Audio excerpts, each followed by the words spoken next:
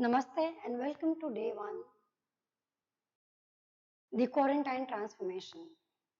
The focus for today is mostly we are starting with a lot of back stretches. So anybody who has any kind of back pain, some kind of very soft spinal problem, this will be really good. This will also help in chest opening. And then we have a very slow Surya Namaskar. We will do modified for somebody who has got any kind of problem. So I will go on giving instruction on that. So to begin with, I'm starting with Om chanting. I have Priya Gupta with me on this and she is going to be with me throughout. So let's start the session with 6 rounds of Om chanting. So you'll have to assume a sitting posture as per your comfort. Chest elevated always. Make sure whenever you're sitting, there is no extra curvature on the back. It means when you're trying to get your spine tall, don't do this.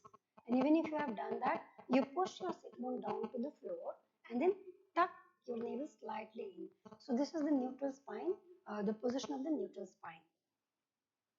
Close your eyes. We'll start with 6 rounds of Om chanting, in which the first 3 will have a focus on chanting. The sound will come from the stomach, and the focus area will be stomach. And the last 3 chanting will be ma. Ma, we say ma. It is like actually chanting. So the sound will be coming from the nasal passage, but the pressure will come, the soft pressure from your abdomen. Watch your position.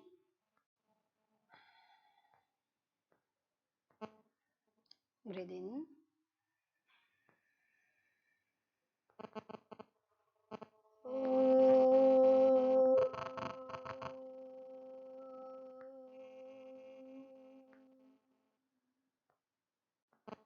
Breathe in.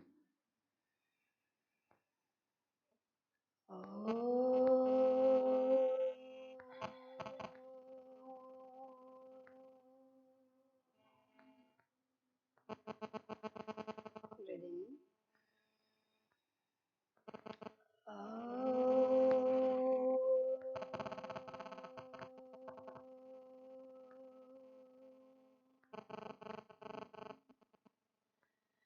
Focus on more sound. Breathe in.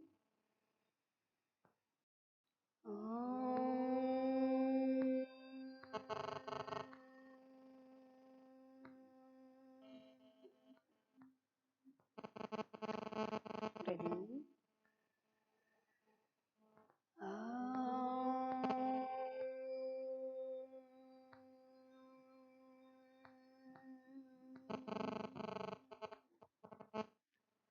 Breathe in.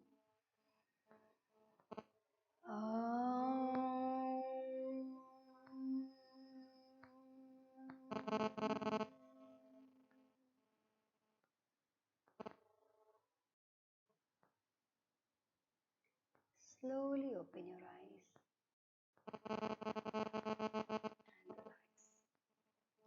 The posture we are starting with, it is called Marjarasana, or in English it is popularly known as cat and cow stretch. So we are going to do few variations of Marjarasana or cat and cow stretch, and of course we are working on the whole of the spine, the back, the gluteal opening, the thighs to some extent. By default, it also works in strengthening the arms. So one thing when we continue to do, you might feel stress on if your wrist is not very strong. You might feel that your wrist is getting stressed. Anytime you feel there is any strain on the wrist, you come on the forearms. Don't strain yourself.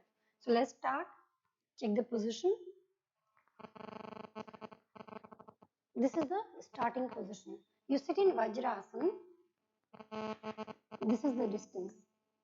Your forearms on the floor and then come on the knees and one step forward. Your fingers are stretched out. So heels of the palms on the floor.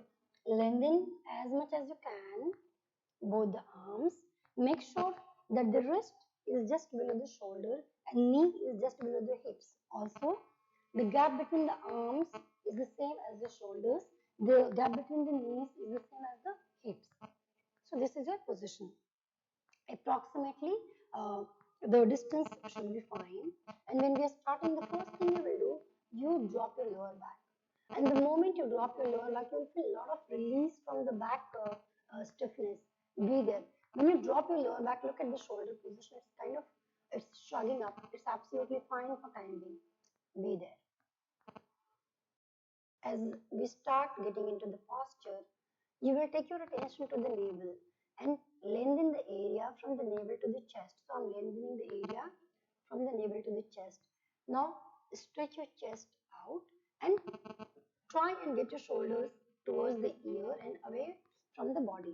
So get your shoulders up slowly. This is the movement, tall as possible.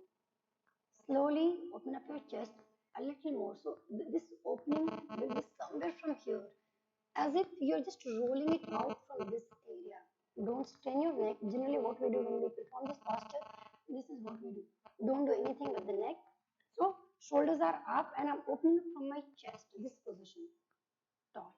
Shoulders are further up and slightly your chin goes up. Be in the posture with normal breathing.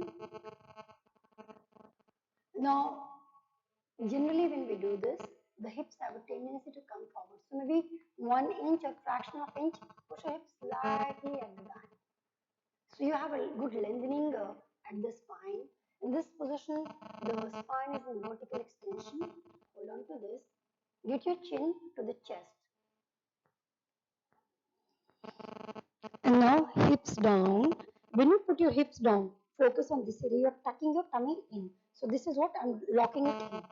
So you will also work on strengthening your core muscles. So head in, down, and start pushing your shoulders up. And I'm also pushing my pelvis in front. So the core is absolutely active. This head in.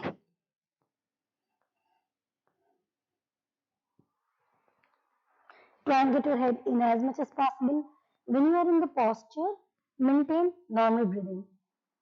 We'll do 5 rounds.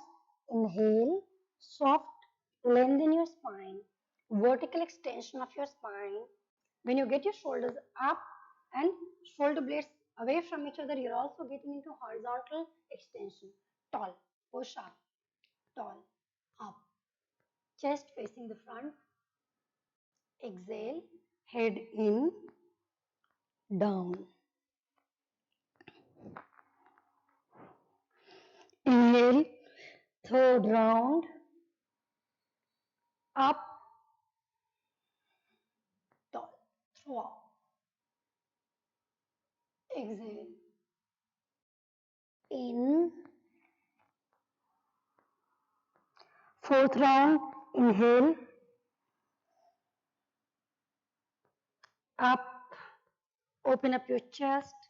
So you're working on pectoralis muscles when you're opening up your chest, shoulders up, tall. Exhale, in, head in, push your shoulders up again as much as possible. Inhale, this is the 5th round, up. Hips slightly at the back, feel the extension in your spine. At the same time, when you push it back, you will also feel good extension, the lateral stretch. Up. Exhale. In. Curve up as much as possible. We are done with the 5 rounds and we will relax. Knees apart. Slowly bring your hips to the heels. Look up, walk out, and bring your chest on the floor, forehead on the floor. Be there for a few seconds.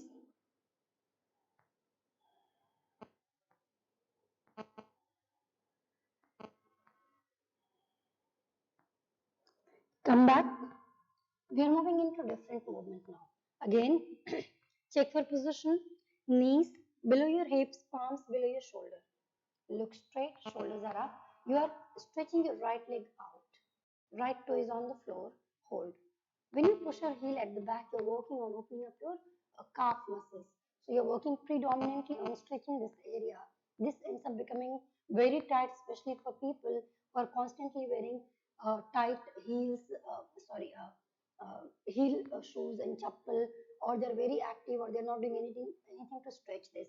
So with this movement, we are just stretching this area first, And then align the position by bringing the shoulder just above the wrist. Hold. Look straight, tall. Now toe sliding out and off the floor. When you get your right leg off the floor, generally the hips have a tendency to tilt. So bring both the hips in one line. Your palms are pressed down. Look straight. Hold. Be there for 5 seconds. You can go with normal breathing. You can go with deep breathing. And release. We will perform 3 rounds of this. Left leg goes out completely. Hold it. See, when I'm stretching this, I'm just tucking my toes in. I'm almost on my metatarsals to get my heel down. I'm working on opening up the calf muscles.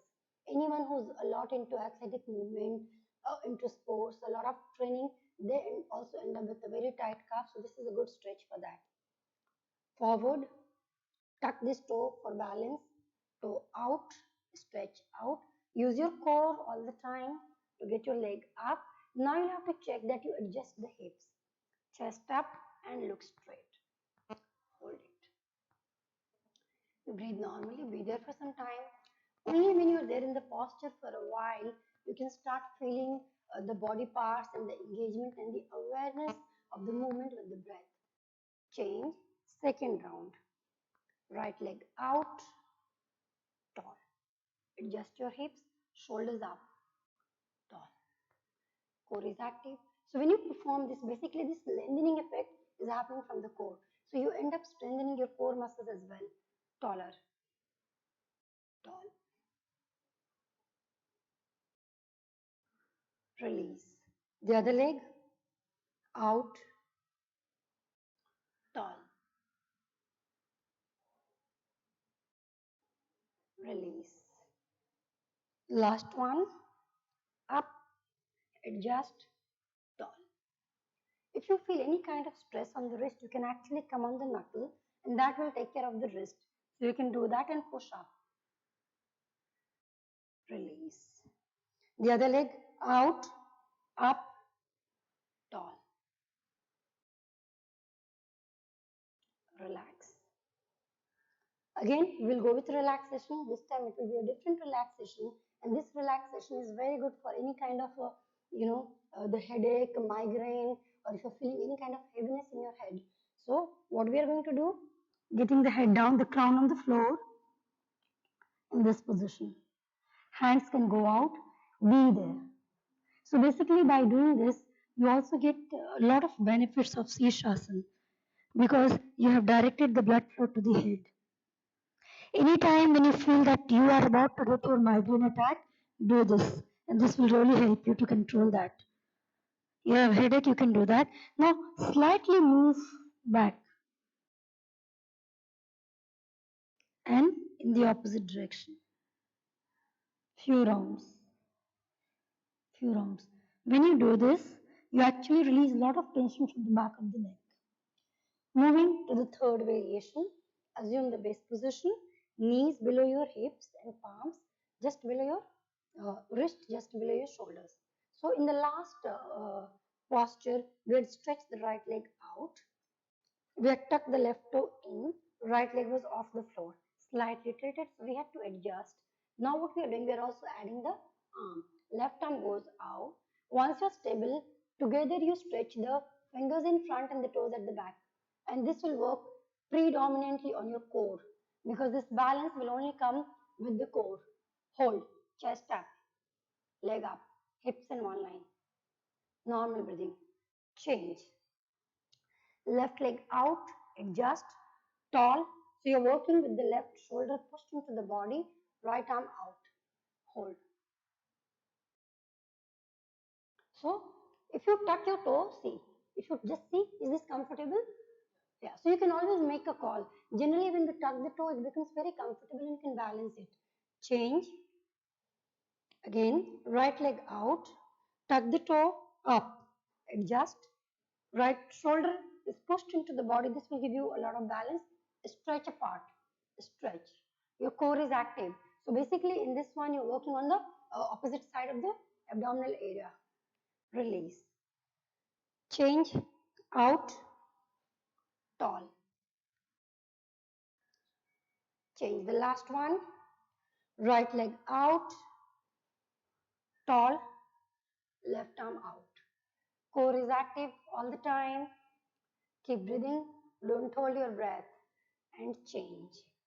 Left leg out, tall, tuck your right toe for a better balance. Keep stretching, it's also opening up your glutes, strengthening the glutes. Release and relax for a few seconds. Many of us are into sitting job, corporate job, and we are sitting for long hours. When we do that, the gluteal muscles are always extended in the extended position. The hamstrings become very passive, and the glutes fail to fire. That leads to a lot of problem, and one of the problems which it leads to is back pain. So when we do this, this is a good opening to the gluteal muscle, especially in the last variation. That will also work on strengthening your glutes.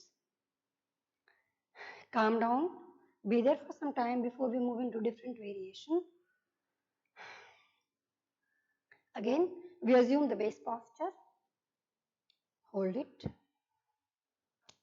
Knees are below your hips, palms are below your wrists are below your shoulders. Hold it there.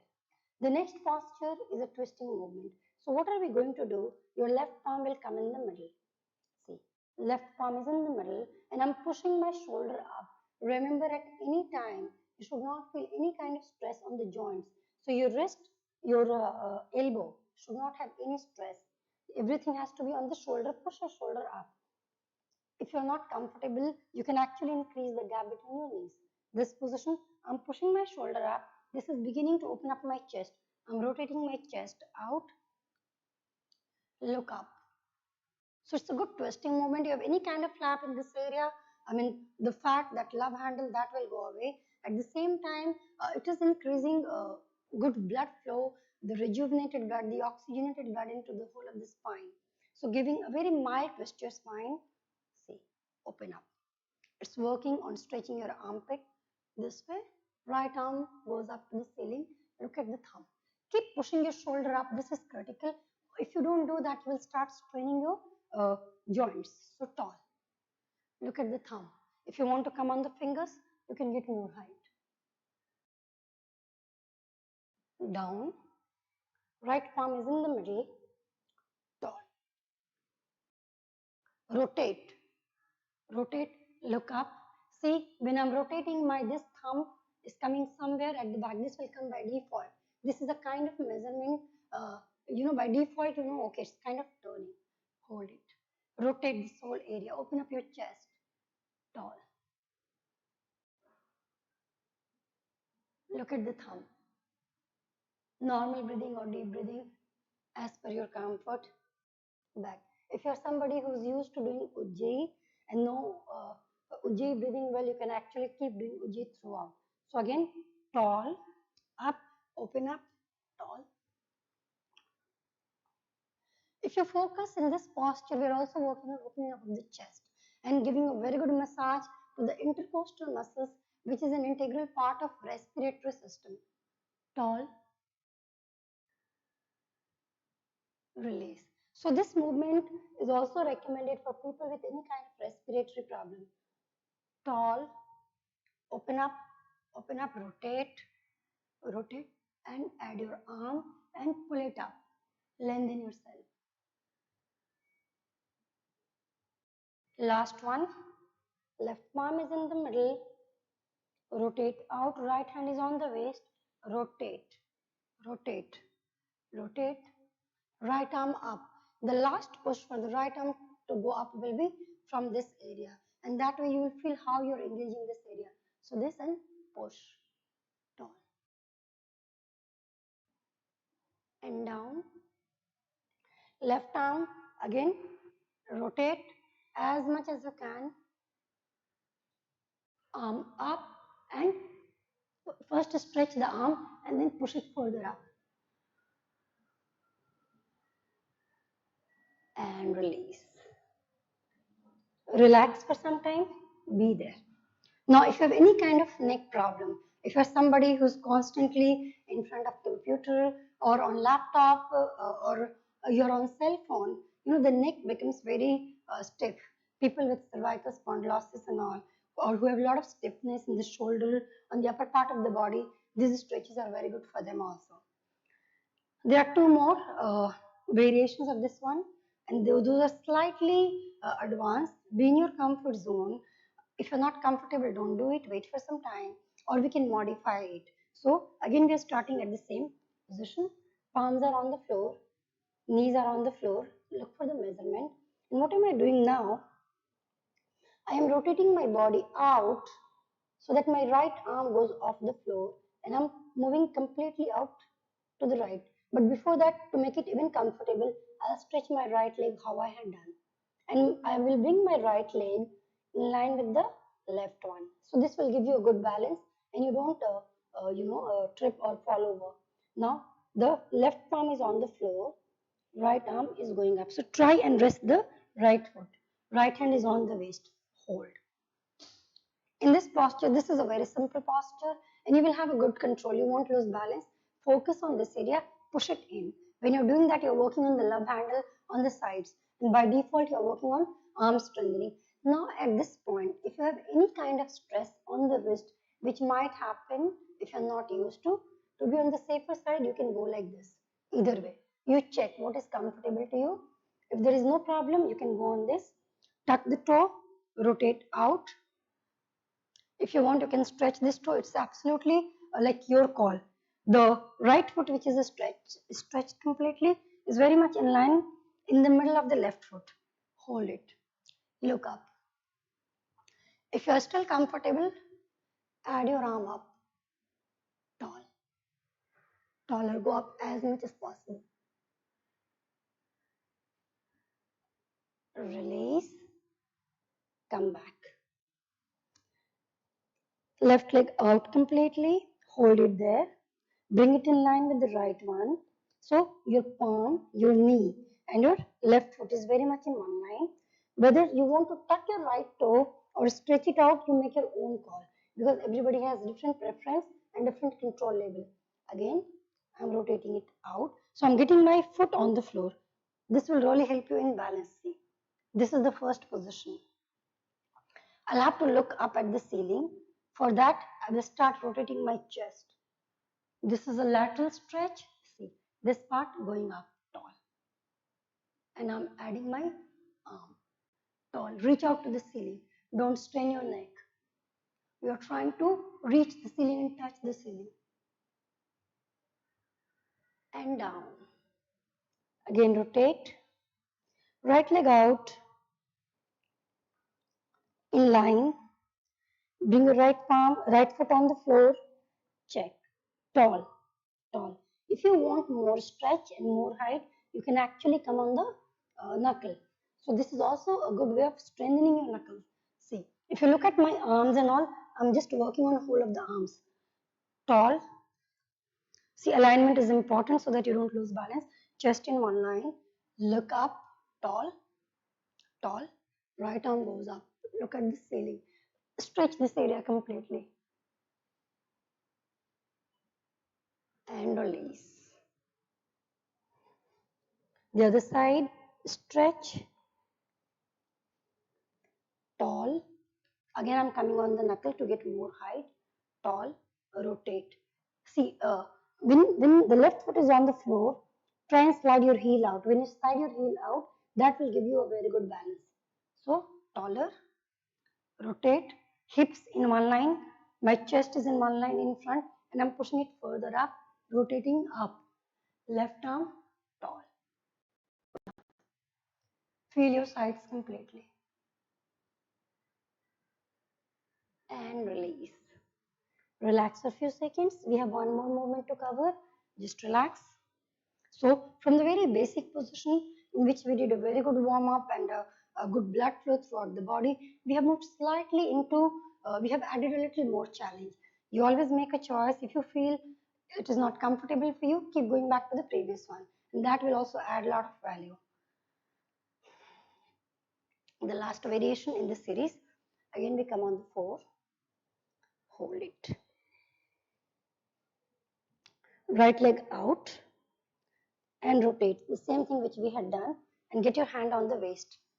Once you are comfortable, you will get your right leg in front and get your hips up. So this is your gluteal opening in a different way, and also you're working on the side from a different perspective. Hold it. If you're still comfortable, tuck your toe to get your knee off the floor. So press your right foot so that you have the right balance and slide the leg out, slide out. So this is a good stretch to your thigh, working in one side of the thigh. And if you're still comfortable, get your knee off the floor. This can be a little difficult. If it is, you can keep it down. So the moment you get this up, you're working completely on strengthening a side of your quads. Hold it. Your foot can be facing the front or outside. See what gives you comfort. And now up. Tall. You can move your leg further out. You can come on the knuckle if you want, or you can be on the forearm. See, tall, this position. Rotate and up.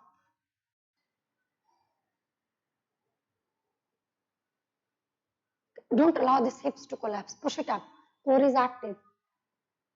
And down. Slowly release.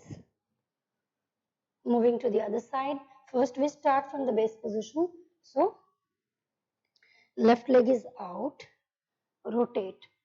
And I'm actually going to use my knuckle. If you're comfortable, do that. So you can actually add a little more into the challenge. So you can check my arms engagement. I'm on the knuckle, this position. The folding of the elbow is almost kind of facing the front, but that's okay. Don't push too much. Rotate. Once I have the balance, I'm moving this in front, tall. And when I'm moving it in front, this has a tendency, my hips have a tendency to collapse. Push it further up. This itself is good for the scapula, the shoulder blades. Once I'm comfortable, I will tuck my toe to get my knee off the floor this way. And then walk it out and rotate further up. Arm up. Hold it. Throw up and down. Relax. Knees apart. Slowly drop your hips down. Move it back. Bring it close to the heels. Anybody with any kind of knee problem, they will not do that. They can assume any other sitting posture, or they can just sit comfortably without straining the knee. Also, bring your stomach. So keep getting your knees apart. I'm opening up my glutes and also working on opening up my lower back. This is this is Shashankasana, one of the most recommended for your back pain. Walk out and down.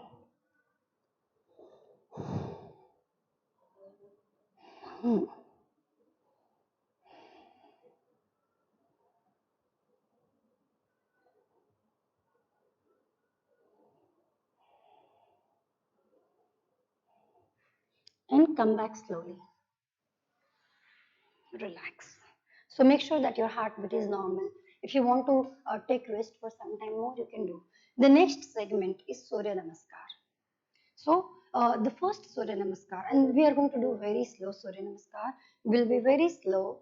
Priya will be performing, and I want to show the common mistakes which are made and which leads to a lot of back pain, knee pain, neck pain. And that's one of the common problem with Surya Namaskar. Unfortunately, there is no problem directly with the Surya Namaskar. We don't do it right, which leads to all this kind of problem.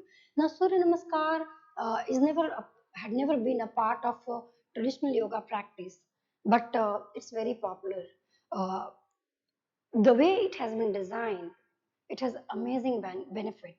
It is a combination of forward and backward movement. It consists traditionally of 12 postures, in which the 7 postures are independent and the last 5 postures are repetition in reverse order. So when we perform Surya Namaskar, it has a symmetrical posture, asymmetrical posture. It is combined with inhalation and exhalation.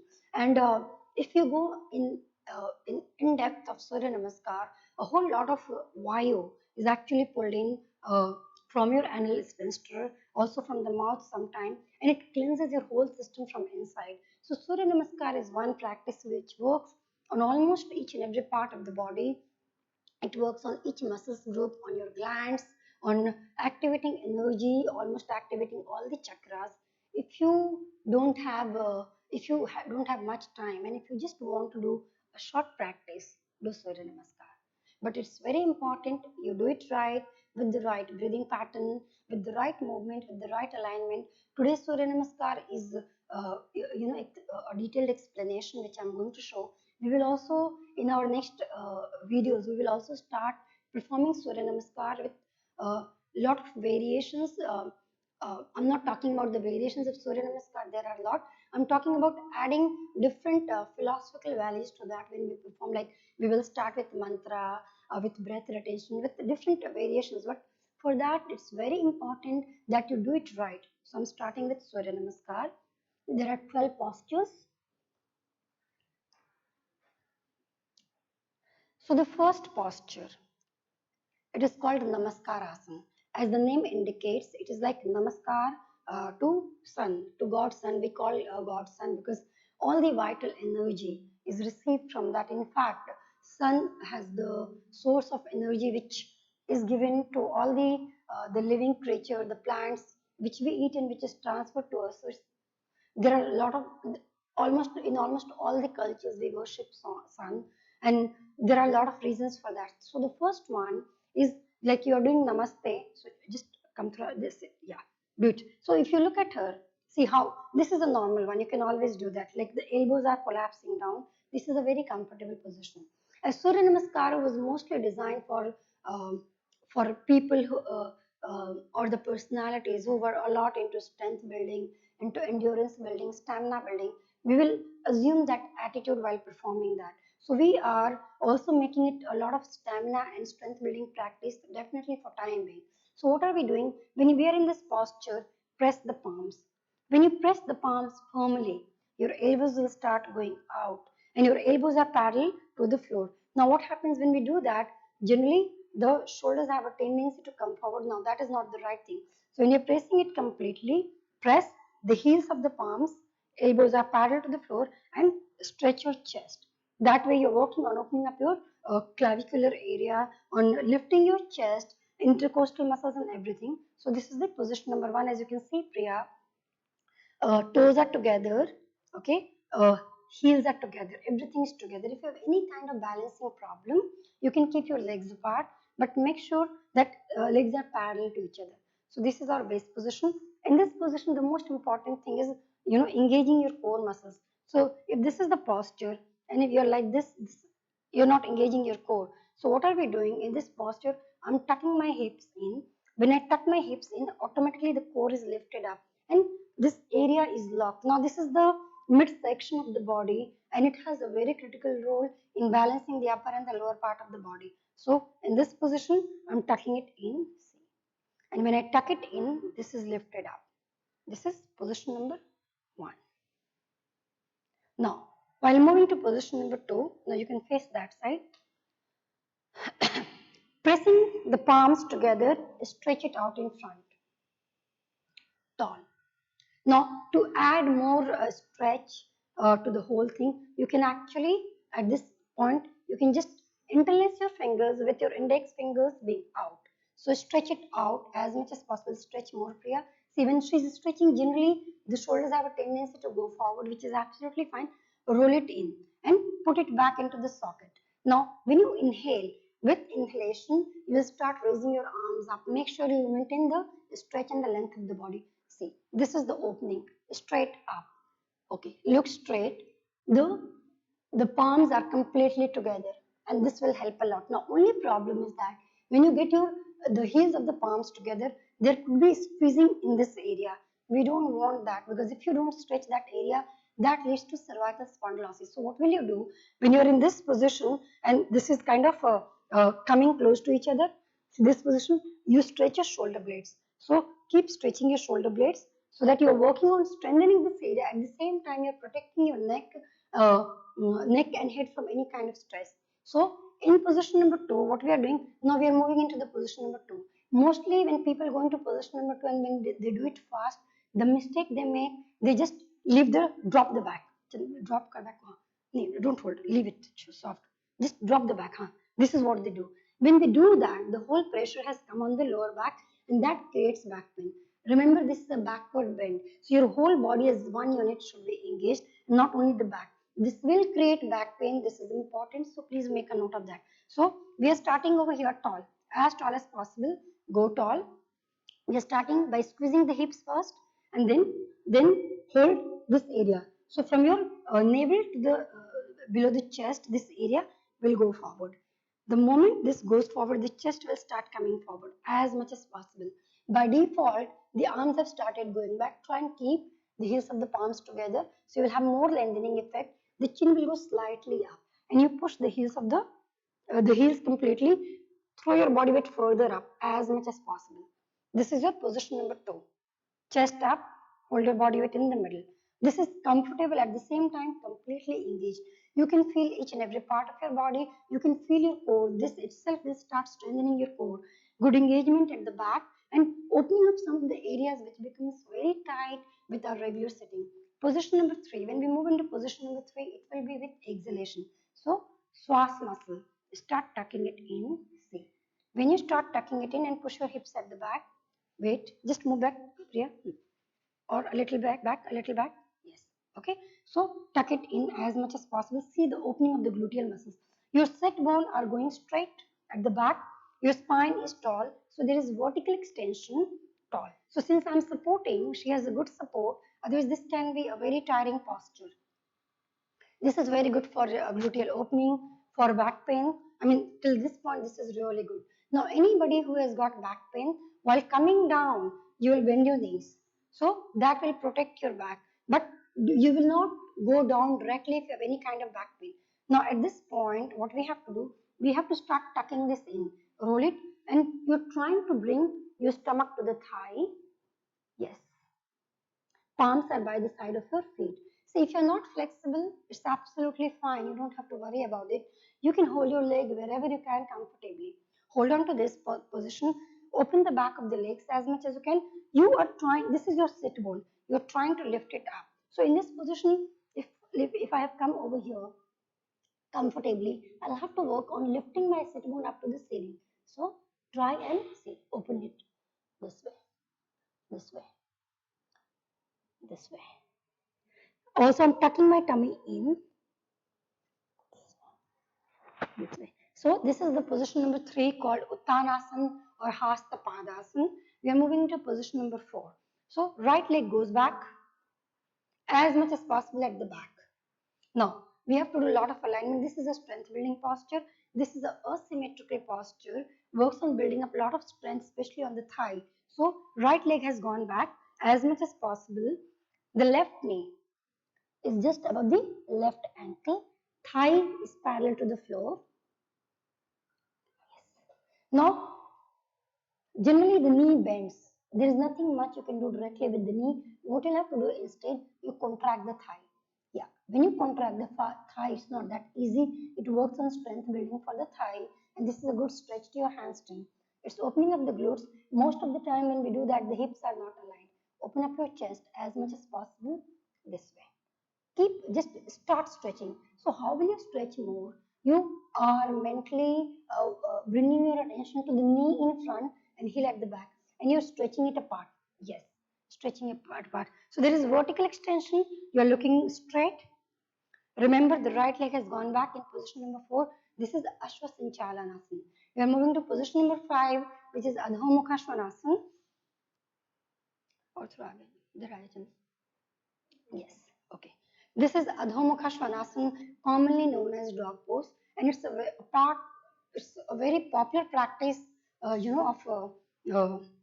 the regular thing. So you're trying to get your heels down, open the back of the knees as much as possible, chest in.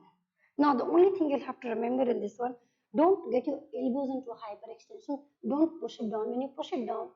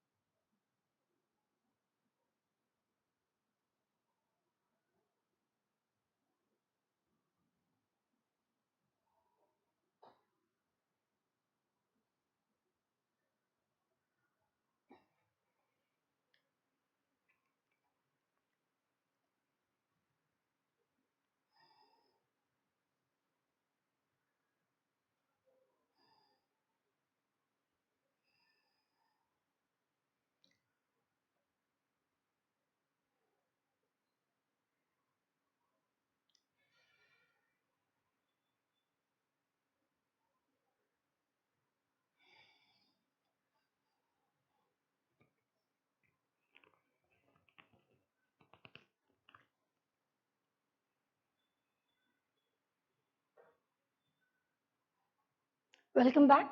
So you don't have to push your elbows deeply. This will lead to elbow pain. What you're doing, you're pushing the shoulder into the body, and then uh, you're pushing the shoulder to the ceiling and away from the body. So this way you don't strain any part of the body. This was position number 5. We are moving into position number 6. For that, first come on the toes. So heels are up. When you're doing that, what happens is the very critical position. Your this area, the psoas muscles, the lower abs are engaged. You're holding on to this area and moving forward, forward. Hold it. Chest up, up. Yes, this is kind of plank. Now you get your knees on the floor and then